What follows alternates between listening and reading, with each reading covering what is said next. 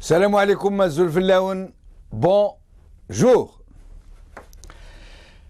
Le sursaut de dignité et de refus des Algériens de Ain Salah a très largement défrayé la chronique, y compris mondiale, pour le moins qu'on puisse dire, puisque de nombreux titres de la presse internationale se sont fait l'écho de cet événement.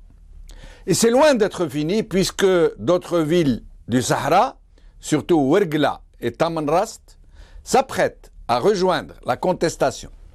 Ce qui donne des sueurs froides au régime, qui tente de neutraliser le mouvement en faisant semblant de chercher une solution.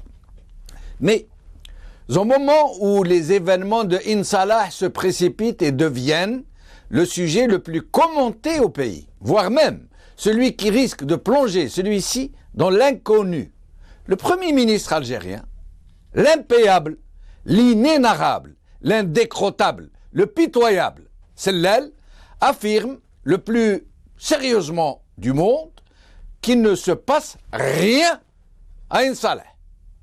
Ma kan walou l'hala labas. Ce sont ses propres paroles. La quarantaine de policiers et la centaine de manifestants blessés, les dizaines d'autres arrêtés, la daïra et de nombreux véhicules de la police incendiés, des dizaines de milliers de manifestants décidés à aller jusqu'au bout. Tout ça n'existe donc que dans nos esprits, selon Sellal. Makan walou al-hala labas. Ce monsieur est dans la même posture que ces délinquants qui ont appris à ne jamais reconnaître leurs méfaits, même s'ils sont pris la main dans la poche. Sakkifouk, comme on dit. Mais sinon, rien, ni aucune outrance ne l'arrête, puisqu'il va jusqu'à déclarer, toujours sans rire, qu'il n'y a aucune différence entre Hidra et Ain Salah. Il l'a dit, quand on lui a reproché de délaisser le sud, que Ain Salah est une ville qui végète dans la misère, il a dit non, il n'y a aucune différence entre Hidra et Ain Salah.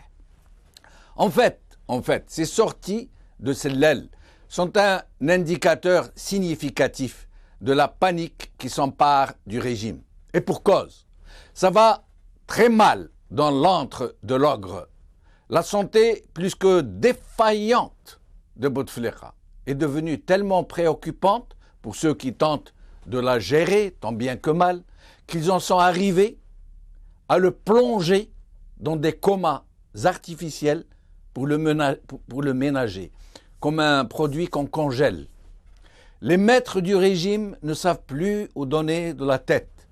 La baisse fulgurante et constante des prix du baril, les scandales qui leur pendent au nez, les conflits intestinaux qui les agitent, la grogne de plus en plus ouverte qui secoue certaines catégories de l'armée, l'hostilité ouverte et même organisée de généraux qui ont été évacués et mis à la retraite, la fronde de certains relais jusque-là acquis, ajoutée à la synergie de la CLTD, à la prise de conscience de plus en plus marquante de personnalités politiques et d'intellectuels de tous bords, à l'engagement de plus en plus porteur des réseaux sociaux, à la contestation de plus en plus massive des Algériens contre l'exploration et l'exploitation du gaz de schiste, l'aimé dans une position de plus en plus inconfortable, déjà intenable.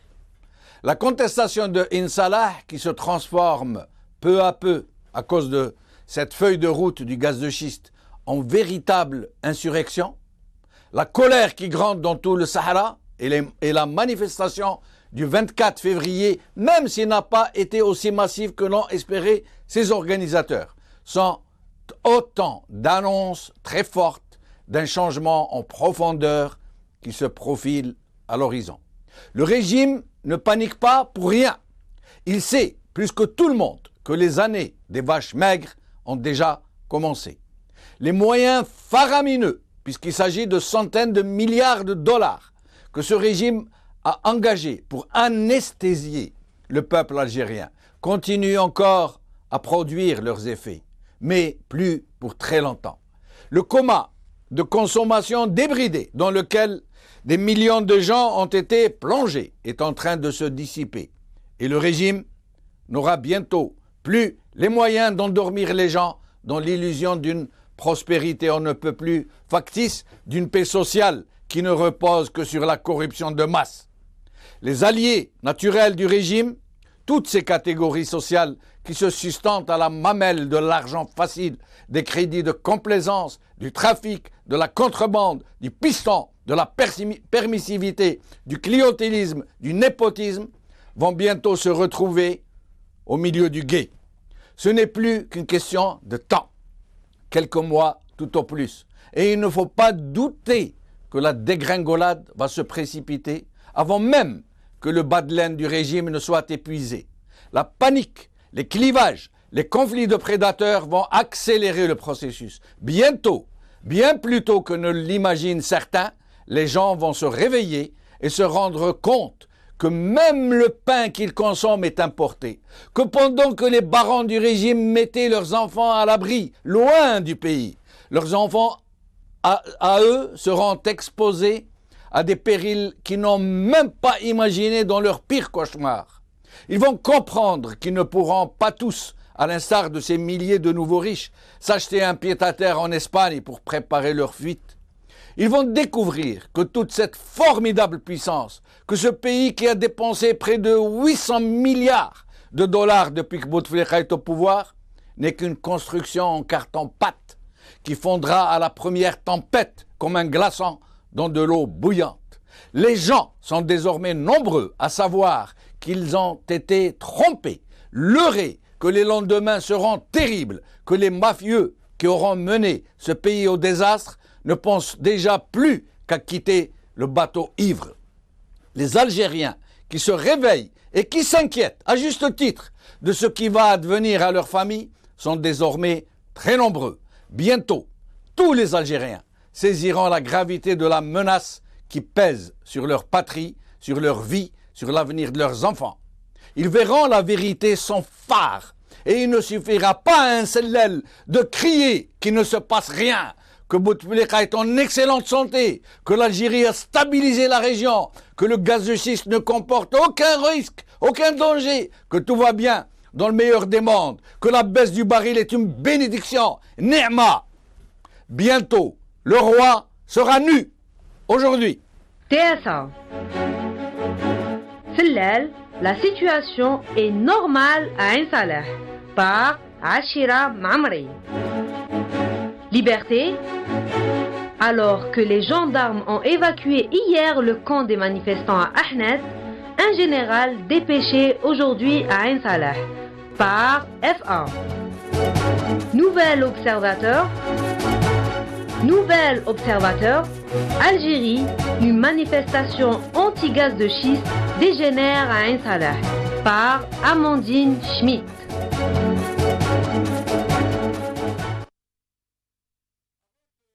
Voir nos invités, regardons quelques images de ce que Sellel dénie avec tant d'énergie.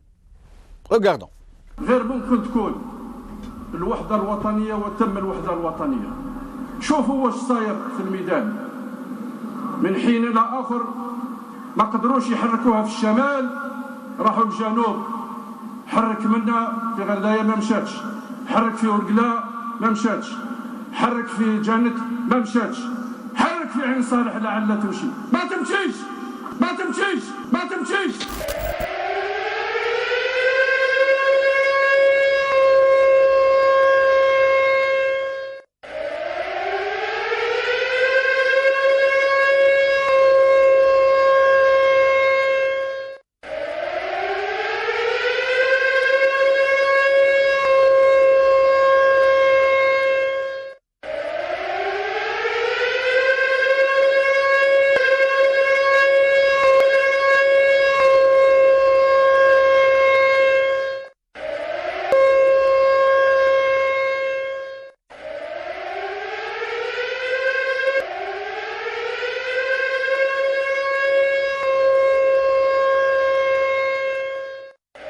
الله يحرقهم يا منين. امين يا رب. يا ربي شوف خيبتنا حرقوها والله لا محروق في نار جهنم.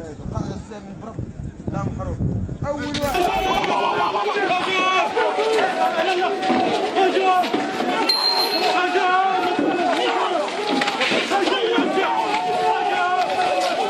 رامي يوخروا رامي يوخروا.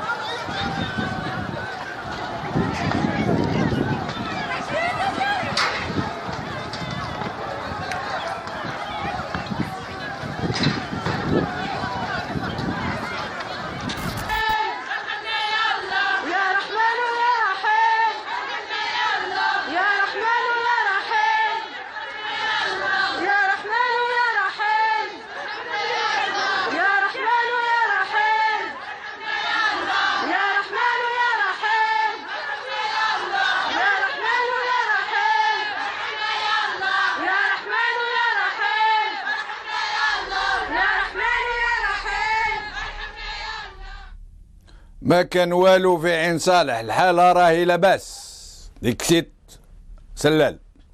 Avec nous, Hassina Zegzeg, militante anti-gaz de schiste, Sofiane Gilali, président Gil Jadid, Salah Debbouz, maître avocat, maître Salah Debbouz, avocat et président de la Ligue algérienne de défense pour les droits de l'homme. Hassina Zegzeg, merci d'être avec nous. Hassina Zegzeg. Salam alaikum. Wa alaykoum salam wa rahmatullah. Merci d'avoir répondu à notre invitation. C'est très difficile de vous avoir à Insalah, à croire que vous êtes coupé du reste du monde. Oui, on a commencé à croire à cette thèse, oui, sérieusement. Ouais. C'est peut-être fait exprès parce que tout le monde s'en plaint. Sinon, dites-nous quelle est la situation à Insalah en ce moment, surtout après la venue de ce général que le régime a envoyé pour discuter avec vous. Le général qui est venu, c'est le général qui est en fonction à la 6e région militaire, à Tamanrasset, qui a discuté avec le collectif anti-gaz de schiste aujourd'hui et qui a donné raison complètement aux manifestants. C'est un droit légitime de manifester, d'autant plus que c'est une manifestation pacifique. Il a entendu les personnes qui ont été agressées à Gour Mahmoud avant-hier dans la nuit. 15 personnes ont été agressées par 160 gendarmes. Ils ont été matraqués, ils ont été très grièvement blessés, à tel point que la DDS de Gardaya et celle de Tamanrasset dépêchent leurs chirurgiens et leurs orthopédistes à l'hôpital de Ain Salah. Et il y a de nombreuses arrestations. Est-ce que les manifestants ont été relâchés? Oui, ils ont été relâchés, oui. Il y a eu combien d'arrestations et combien de temps les ont-ils gardés chez eux?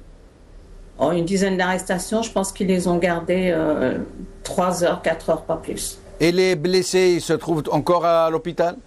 Oui, certains sont à l'hôpital de Ain Salah et d'autres ont été évacués sur Adrar et Gardaïa. Alors, le général en question, il vous aurait assigné en quelque sorte à résidence. Ça veut dire, vous pouvez manifester, mais ne bougez pas de la place Somot. Ouais, c'est clair, oui, bien sûr, oui. Mais il a quand même empêché les gendarmes et les policiers de continuer à maltraiter la population. Parce qu'on a eu droit aux insultes. Les femmes, ils sont très grossiers avec les femmes, ils sont très grossiers avec les personnes âgées. Ils ont matraqué les personnes âgées comme ils ont matraqué les jeunes. Et ils ont lancé des grenades lacrymogènes pendant toute la journée, jusqu'à 3 heures de l'après-midi. C'était irrespirable, jusque dans les maisons, jusque dans les terrasses. Toute la nuit à l'hôpital, c'était des gens qui étaient en détresse respiratoire. Et puis voilà, quoi. Puis tous ceux qui ont des maladies comme l'asthme et l'hypertension, ils sont dans un état lamentable aujourd'hui. Restez avec nous, Hassina Zegzeg. Nous allons demander l'avis du défenseur des droits de l'homme, Saleh Debbouz. Merci d'avoir accepté notre invitation. Je vous en prie, merci à vous d'avoir invité. Merci. Alors, Saleh Debbouz, d'où ils ramènent ces policiers, à la limite que ces policiers fassent leur travail, pour lequel ils sont payés d'empêcher des manifestations, mais de façon humaine, on comprendrait. Pourquoi ils utilisent ces mots grossiers dans des lieux comme le Sahara où les gens sont très conservateurs, très soucieux du respect les uns pour les autres? Pourquoi ces policiers sont aussi brutaux, aussi outranciers? Pourquoi?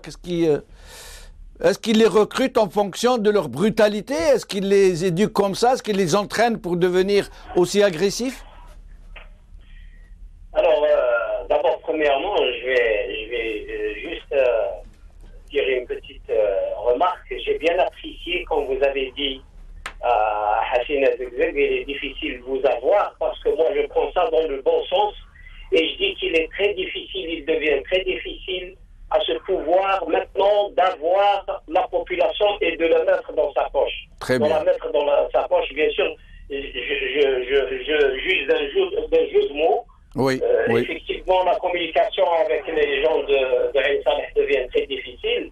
Par l'occasion, je dis à Madame que j'ai perdu son contact parce que j'ai perdu mon portable et tous les contacts que j'avais dans mon portable, je les ai perdus.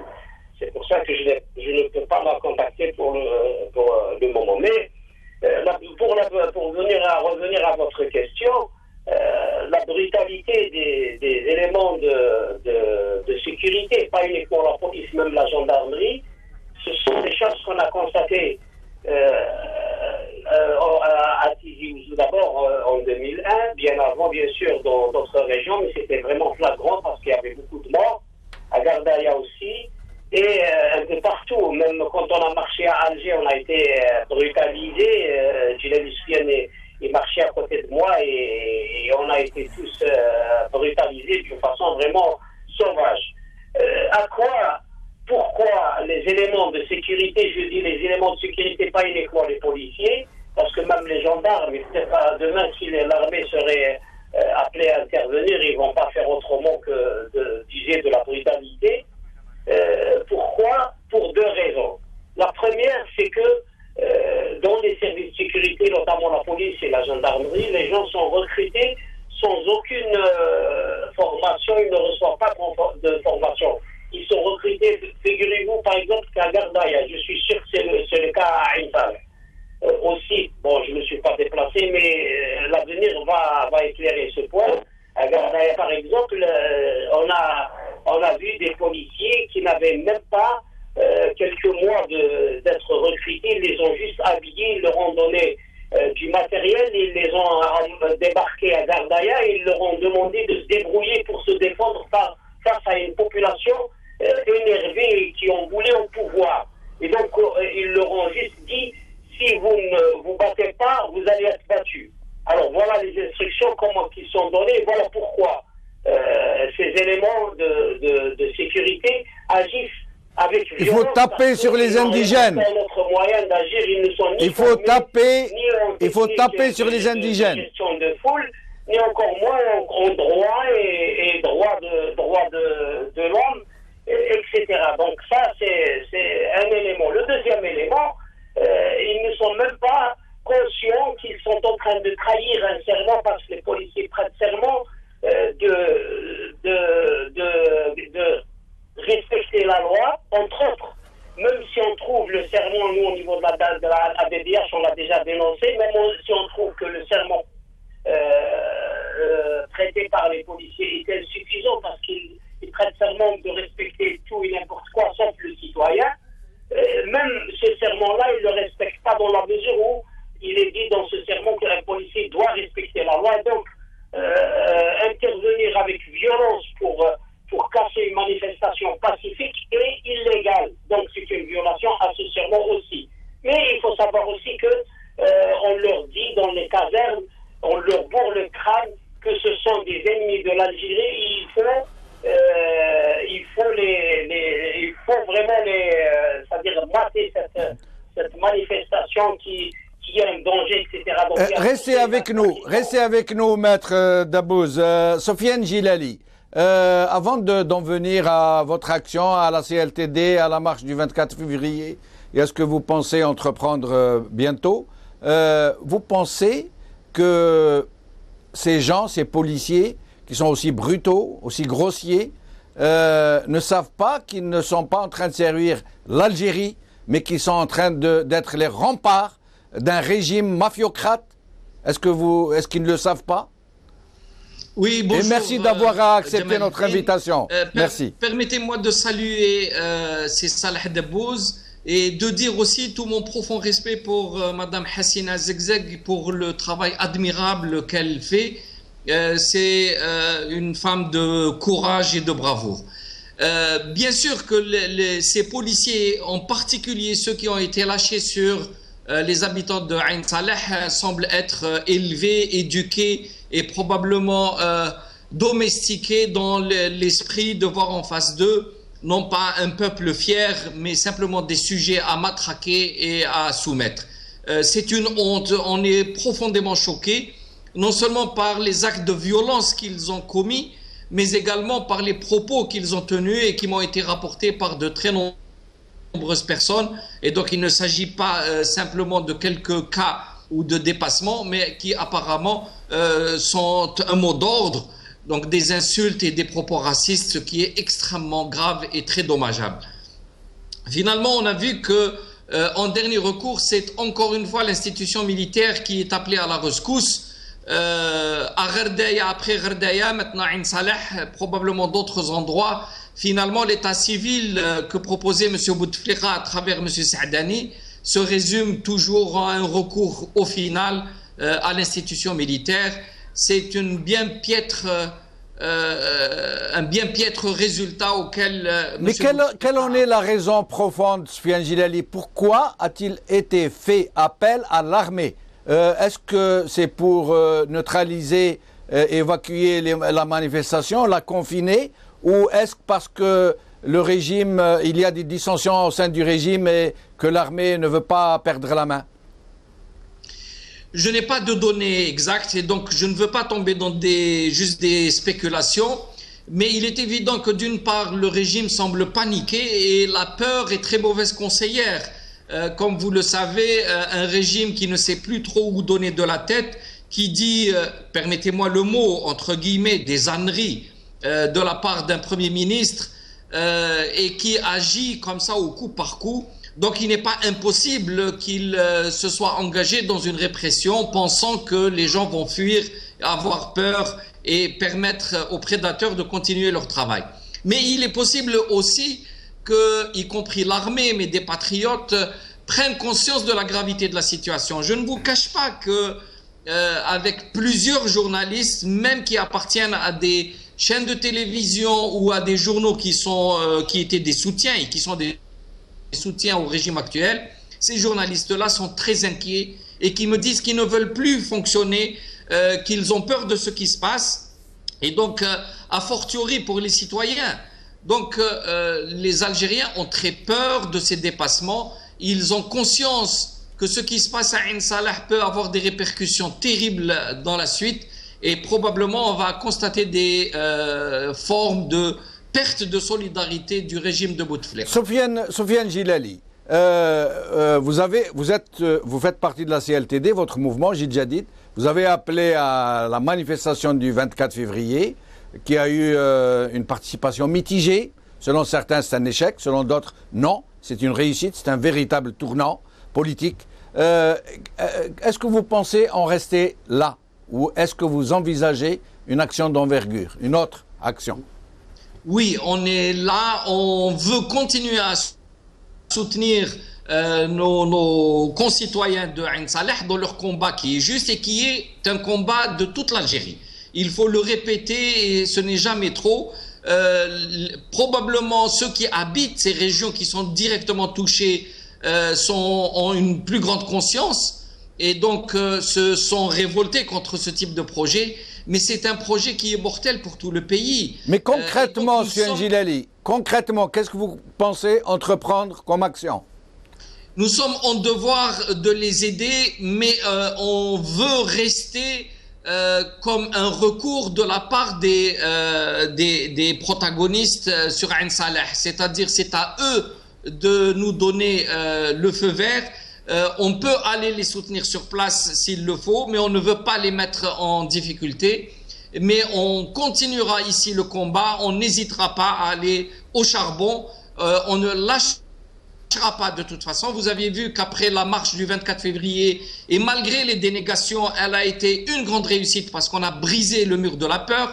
Vous avez vu combien d'Algériens qui n'ont pas participé à la manifestation, mais qui ont tout de même considéré qu'il s'agissait là d'un pas très important, qu'après le 10 juin où l'opposition s'était réunie sous un chapiteau, c'est le premier acte concret de soutien direct à la population dans la rue par l'opposition. Restez avec nous, M. Gilali. Hassina Zegzeg, qu'est-ce que vous attendez maintenant de l'opposition d'une façon générale et de la CLTD en particulier, puisque jusqu'à présent, c'est uniquement cette opposition-là, ou qui se revendique en tant que telle, et quelques personnalités politiques qui s'engagent donc avec vous. Qu'est-ce que vous attendez de la CLTD, entre autres, et des Algériens, d'une manière générale?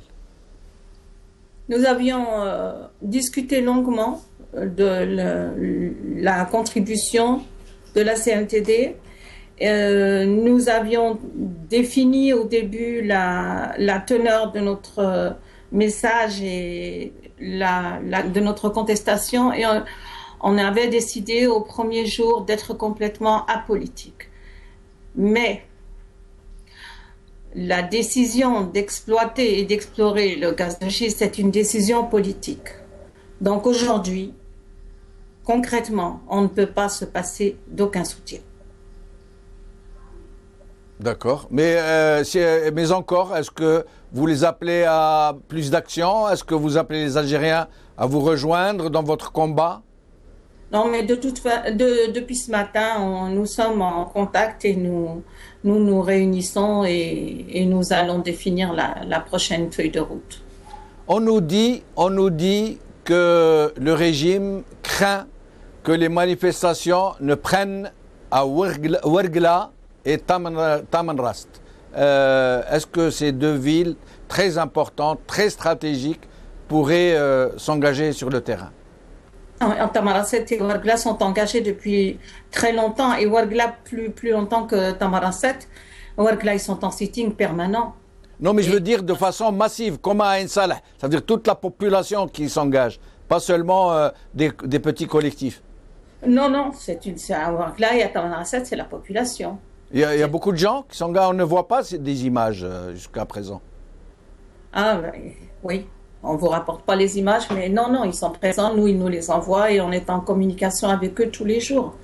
Et surtout après l'intervention musclée du gouvernement, je crois aussi qu'il y a un message à toutes les autres wilayats dans lesquelles il espère pouvoir forer un jour le gaz de schiste. Il est en train de leur dire, regardez ce qu'on a fait à Ain Salah. Hassina Zegzeg, vous qui êtes une femme du Sahara, vous qui êtes la passionnariat des oasis, comme on vous appelle désormais, vous n'avez pas de rancœur au fond du cœur quand vous pensez qu'il n'y a pas en Algérie de personnes qui aient fait leurs études, qui auraient pu faire leurs études sans l'argent du Sahara, qui se soignent avec l'argent du Sahara, qui élèvent leurs enfants avec l'argent du Sahara, qui se nourrissent avec l'argent du Sahara, qui construisent des maisons, qui voyagent, qui vivent avec l'argent du Sahara depuis plus d'un demi-siècle et qui en profitent. Et les seuls peut-être qui n'en profitent pas vraiment sont les gens du Sahara, sous les pieds desquels on tire toutes ces richesses. Vous n'avez pas de l'amertume quand vous pensez que tous ces gens, tous vos compatriotes du Nord sont complètement ou presque indifférents à ce qui vous arrive et ils ne se sentent pas concernés. Vous n'éprouvez pas de l'amertume? Non seulement ils ne se sentent pas concernés, mais on entend des réflexions du genre c'est de votre faute, vous n'avez jamais rien réclamé, comme si dans le Nord, quand on réclamait quelque chose, on était tout de suite satisfait. Non. Oui. Dans le Nord, ils n'ont pas de... Nos concitoyens du Nord, pour la plupart, ne se sentent absolument pas concernés par ce qui se passe dans le Sud. Et que certains aient profité de l'argent du gaz et l'argent du pétrole, je crois que toute l'Algérie a été privée de cet argent. On n'en a rien fait. En fait, oui. Uniquement, et il n'a pas servi à développer quoi que ce soit. On a mangé notre blé en herbe. Restez avec nous, Hassina Zegzeg, jusqu'à la fin de l'émission. Saleh Debbouz, en peu de mots, s'il vous plaît, pour faire un petit tour de table. Qu'est-ce que vous êtes aussi membre de la CLTD. Quelle action envisagez-vous personnellement? Bon, on n'est pas, la PDH n'est pas membre de la CNLTD, mais elle est membre de l'ISCO. Voilà ce que je voulais dire, en effet. De concertation et de suivi. Oui. Quelle action? Bien sûr, on a dit que le premier pas a été fait, c'est d'activer dans la rue, d'occuper la rue, donc de faire un peu, d'essayer d'encadrer la population qui... Vous allez appeler à cela? Vous allez appeler à investir la rue? Bien sûr, on l'a déjà fait et ça c'est c'est un premier pas et nous comptons bien sûr avec tous les autres camarades de l'ISCO nous organiser mieux pour investir encore mieux la rue. Mais laissez-moi juste vous préciser quelque chose de très important. Je vous en prie. C'est qu'au moment où les citoyens d'Ain Saleh qui menaient un combat contre les gaz de schiste pour tous les dangers qu'ils présentent, pour toute l'Algérie, je tiens à le signaler, en ce moment-là, le président de la République a choisi le début de ce combat, c'est-à-dire le 11 janvier 2015, pour publier dans le journal, pour signer une série de décrets qui accordent encore des contrats à des sociétés telles que Emil Trade, Dragon Oil, Repsol Exploitation, BP, etc. En plus de la Sonatrach, ce sont des contrats publiés dans le journal officiel numéro 2, signé par M. le Président de la République, dont l'objet est l'exploitation des hydrocarbures, et donc ils ne sont pas du tout, c'est-à-dire on a l'impression que c'est fait dans la précipitation. Il nous reste plus de temps, Saleh Debbouz, je suis obligé de vous interrompre. Sofiane Gilali, un dernier mot en 30 secondes, s'il vous plaît. Pour conclure, donner la parole à Hassina Zegzeg.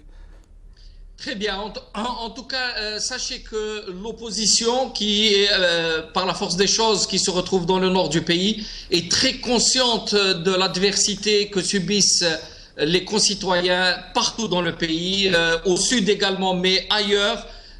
Il ne faut jamais omettre de penser que les citoyens dans les villes à l'intérieur, déjà autour de la capitale, sont souvent dans la misère absolue et que le pays doit changer profondément et aller vers la construction d'un véritable État. Merci Sofiane Gilali, Hassina Zegzeg. Merci Hassina Zegzeg, en moins d'une minute s'il vous plaît, si vous avez quelque chose à dire. Juste à nos concitoyens du Nord, ce combat c'est le vôtre, c'est pas celui de Ain Saleh seulement, et il faut absolument que vous vous exprimiez, il faut arrêter de vous taire et il faut arrêter d'avoir peur. La matraque, on l'a eu et on l'aura encore.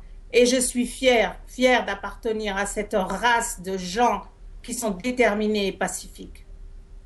Bravo, Hassina Zegzeg, merci infiniment. Merci à vous, merci à Salah Debbouz, merci à Soufiane Gilali, en espérant vous revoir bientôt.